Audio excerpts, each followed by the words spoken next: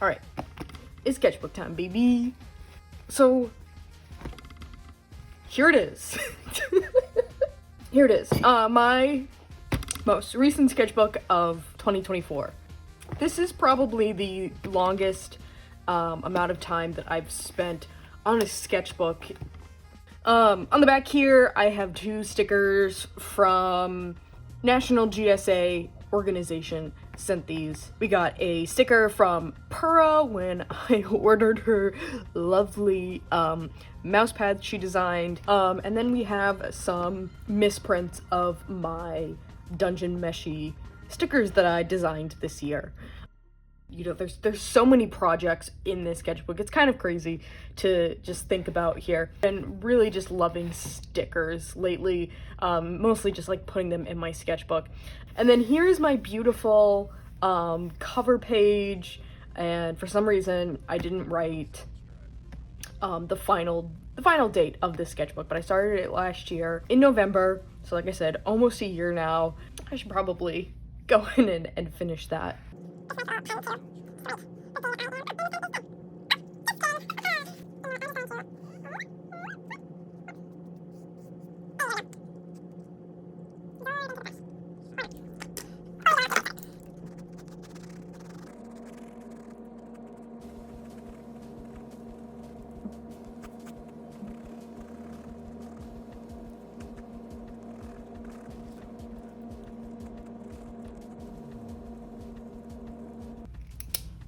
Alright, boom.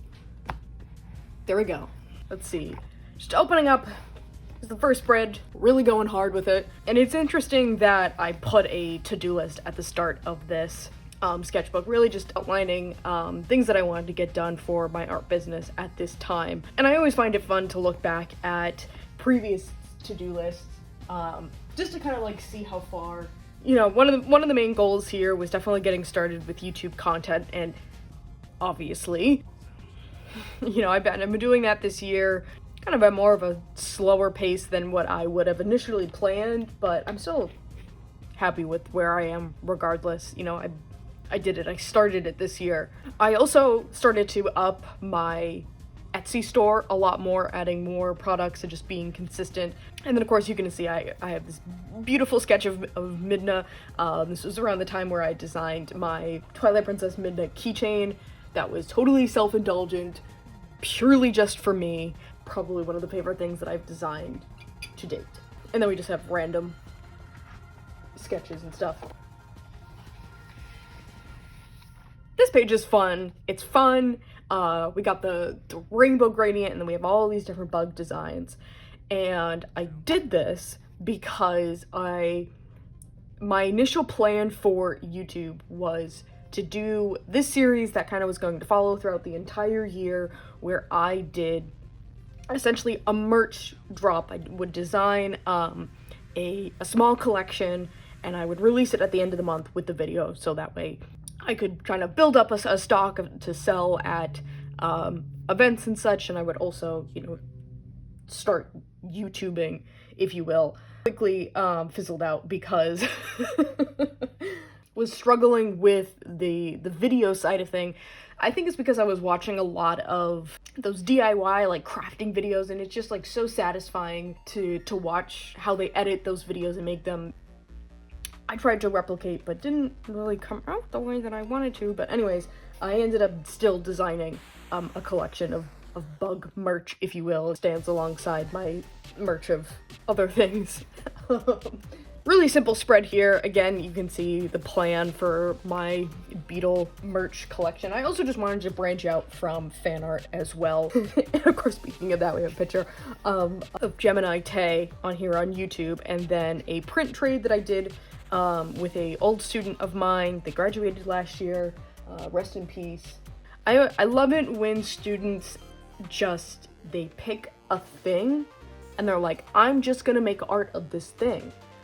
And everything she did was the salmons. And I loved that for her. 10 out of 10. So if you have been following me on other social media platforms, you will know that I have been posting like crazy about my upcoming comic project the Girls of Midnight. And this sketchbook is really where I started to dive deep into that project. And here you can see some very early sketch designs for the two main characters, Sadie over here on the left, and then we have Mel over here on the right. And then also we have a beautiful, cute little sticker from my friend Lauren. She designs these super cute, whimsical, natural sort of stuff. So adorable. We can mostly just see some early sketches of Mel's here, and then various different thumbnails for different comic projects, as well as, you know, some of my more Beetle stickers and more cutout Pokemon cards, because I know it pisses you guys off when I do this, and I will never stop doing this. Moving on. Making comics, one of the first things that you want to establish is sort of how you're going to draw your characters quickly and how you're going to draw them when they're at a distance, and sort of figuring out almost like that shorthand language for your audience as well as yourself to kind of keep in mind will make your story, one, easier to draw and also easier to read. Just continuing to establish that. We got more concept art sketches for the enemy type in the girls. I'm kind of flip-flopping of whether I want to call them ghosts or whether I want to call them, but I want them to feel like this ooze or animated sludge that kind of possesses objects and beings and merges together with other, basically to create something that has a lot of potential, basically have fun with that monster of the week theme. More sketches of Girls of Midnight characters, and then here we have some very early sketches of the titular magical girl mascot character, and I really just wanted to play into the fact that these mascot characters, a lot of time, like, first of all, they're designed to be that marketable plushie, you know, and two, in the actual like world and story, they're sort of meant to like guide the main protagonist into this magical, mystical world, which more often or not is essentially almost always against her will. Here we have just random doodle page. I find it so therapeutic just to put stickers in my sketchbook. I think it's a great way to kind of fill in that empty space. Here's a business card from this beautiful artist. And then more sketches of Sadie and Mel, just really trying to establish the comedy of their relationship a little bit. Bears. I really like this. I want to do something with you, you cute cheeks. I remembered this spread. This is when I really started to get addicted to drawing Mel, and I really wanted to just continue to explore her character a lot more. And then here we have some more designs kind of focusing on Sadie, and for mostly her design, it was so hard to kind of like figure out the finite details. I knew what I wanted the silhouette to look like, this very classic cupcake style skirt, and I wanted her to have this this really cool, almost cropped jacket. And again, more Pokemon stickers to piss you off. So here's a spread focusing on the two magical girl rival characters that Sadie and Mel begin to encounter once their relationship starts to get more established in the story. And these two characters are actually based off of two very good friends of mine that are very close. And I knew that they would, if I took elements from my friends visually, that they could make a very iconic pair, especially this character here, where my friend was a wrestler, and I knew that that could be a very fun sort of character design idea to mess around with and play with. So this part of the sketchbook is actually pretty interesting because I start to dive into the mentorship program that I had started in spring of this past year. And the mentor program was through a organization called Advocate Art. And through this program, I was able to get some one-on-one feedback from art directors as well as the owner of the organization to kind of help me brush up my portfolio a little bit, because prior to the sketchbook, I was feeling a little lost in my art career. I didn't quite know the direction that I wanted to go to, but this program really helped me kind of solidify that idea. Just a simple page to kind of explore